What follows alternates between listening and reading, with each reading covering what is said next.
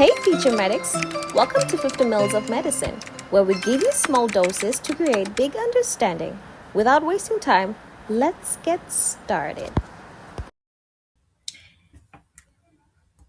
Hey, welcome back to part 2 of explaining the science behind the Glasgow Coma Scale.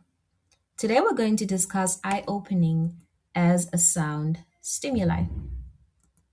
So, the big question is, what is the pathophysiology behind the eye opening to sound? Let's start with what it looks like clinically. In this situation, the patient is not opening their eyes spontaneously, but they do open their eyes in response to sound.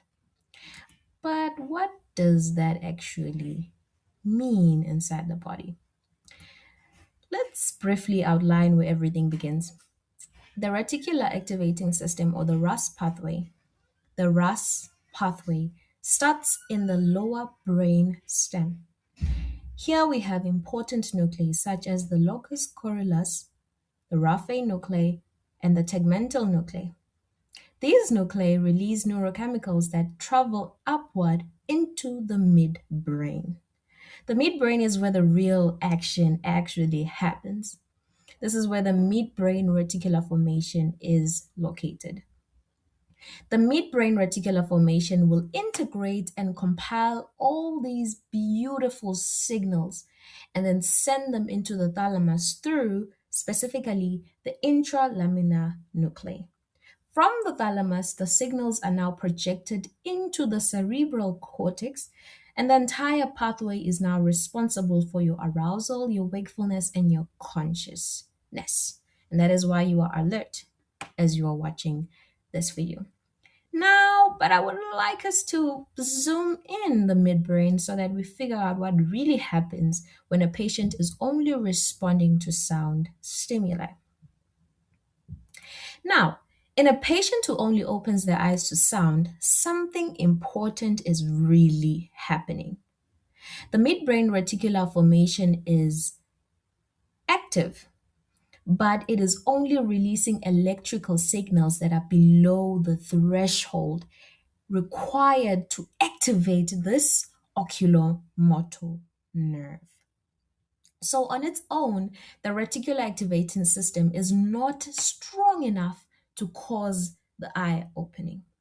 Let's zoom in further into the midbrain. Because the threshold is too low, the oculomotor nerve is not sufficiently excited, and the levator palpebrae superioris muscle is not activated. And that is why the patient does not open their eyes spontaneously. Now, what changes when we shout the patient's name?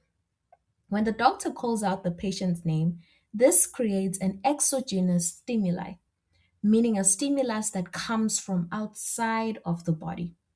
That sound enters through the ears and activates the vestibulocochlear nerve. And once the vestibulocochlear nerve picks up that signal, it sends input into the brainstem and increases the level of activity within the reticular activating system. This extra input raises the threshold in the midbrain reticular formation, and once the threshold is high enough, the oculomotor nerve is activated. The levator palpebrae superioris muscle contract, and the patient opens their eyes in response to sound. At the same time, signals are also sent to the cortex, allowing the patient to have awareness of their own surroundings. So, in summary, spontaneous arousal is insufficient. Sound provides the extra push, leading the eye opening and the cortical awareness. Make sure you watch the next clip as we will discuss the pathophysiology behind eye opening to pressure stimuli. Thank you very much for watching this lesson of 50 mils of medicine. Stay curious, stay learning, and I'll see you on the next one.